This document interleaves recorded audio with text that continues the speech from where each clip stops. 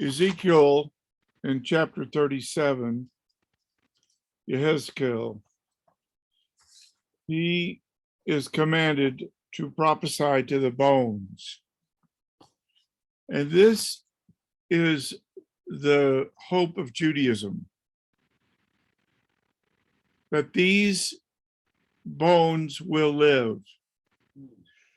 The doctrine of the Tחיית המתים, it's in the creed of Maimonides, it's in the prayer book, it's the thing that puts Judaism apart from all other religions. The idea that God, who gave us life, can renew the life. Just like a tree seems to be dead in the winter, but then comes to life in the spring. So these dry bones will live. And this is the glorious thing that was fulfilled with the coming of Moshiach ben David. And this is the historicity of the resurrection of the Moshiach. Because, first of all, even his enemies admitted the tomb was empty. Yohanan tells us what was in the tomb. The proof that the body had not been tampered with, the grave had not been robbed, the deceased had dematerialized, leaving the takrahim and the mitznebet shrouds very neatly and tellingly undisturbed. And there's a consistent testimony, because when Mashiach begins his appearances, he materializes and dematerializes, just as he did with the grave clothes.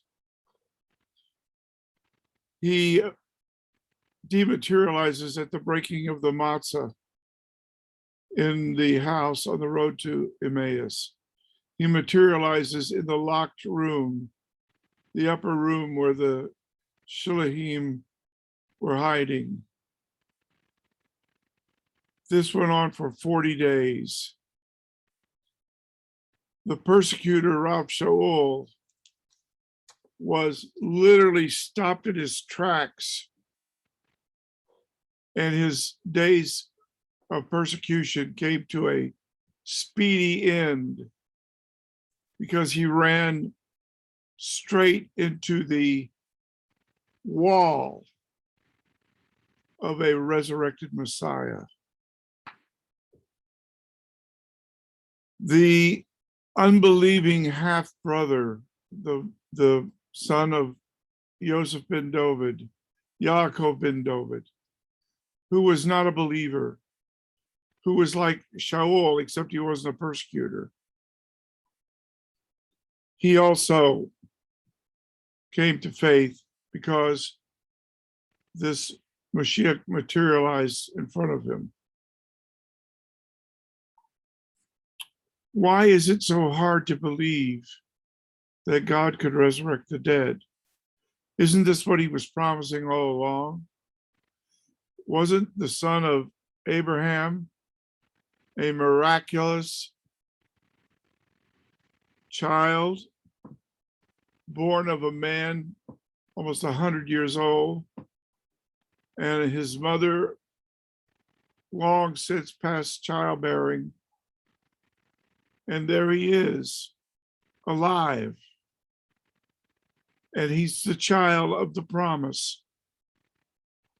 If God can miraculously bring life the first time, Why is it so hard to believe that he could bring life the second time?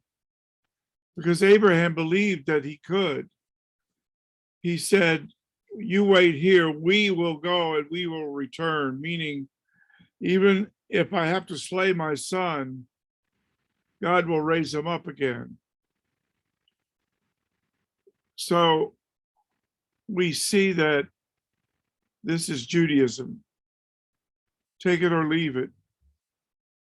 If you don't have faith in the tenets of Judaism, if you want to discount the resurrection of Mashiach ben David, you're free to do that, but don't say you're Jewish or it's a Jewish thing if you do that, because you're denying a tenet of Judaism that was fulfilled. What about the women? If this had been a contrived story, they would never have written it like that. If they just made up the story, they would have men coming and telling people about the empty tomb and having seen angels and even the Mashiach himself. They would have had women doing it because a woman's testimony was not counted in court. Why would they deliberately come up with something that would lack credibility? The reason they came up with it is because that's what exactly happened. It wasn't a contrived story. It's the way it turned out. It's the way it actually happened. The women were the FDs, the funeral directors, the Heber Kadisha. They were there and they returned, and they were the first ones to see the empty tomb and the miracles that followed. And this report has a real air of credibility about it. It doesn't sound contrived at all. The empty tomb is a matter of historical fact. The empty tomb is incontrovertible historical fact.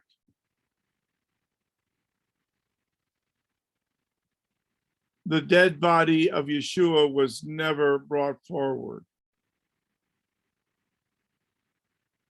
You say, well, that happens with many people.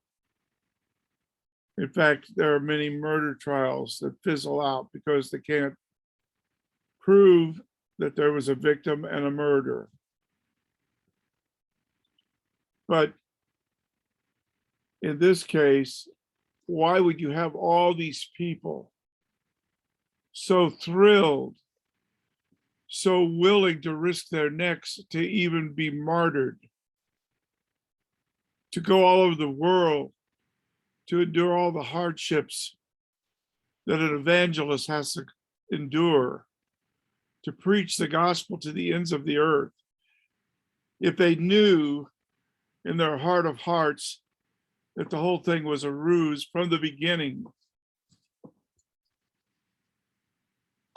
Mashiach ben David claimed that he was the Bar Enosh. The Bar Enosh of Daniel chapter 7, verses 13 and 14, who comes on the glory clouds to the Atik Yomin. He told the woman at the well that he was the Messiah. He told the man born blind in the temple that he was the Bar Enosh. The Bar Enosh took on flesh and dwelt among us, did signs and wonders, and then on the third day stood up alive. If you don't believe that there is a Bar Enosh, if you don't believe about the pre-existence of the Mashiach in the Tanakh, if you're skeptical of the Hebrew Bible, then you really don't have a problem with the Brit Hadashah. You have a problem with the Hebrew witness that is already there before the events that occurred. So today we are talking about one thing.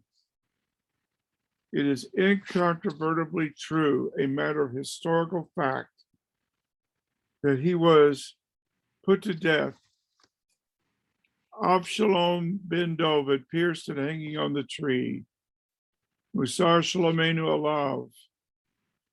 That's how he was lifted up, like the serpent in the wilderness. Kinig zar me'eretz hayimi peshami, he was cut off from the land of the living for the transgression of my people. That's what the Hebrew Bible says. The disciples really believed that they had seen him in a resurrected body.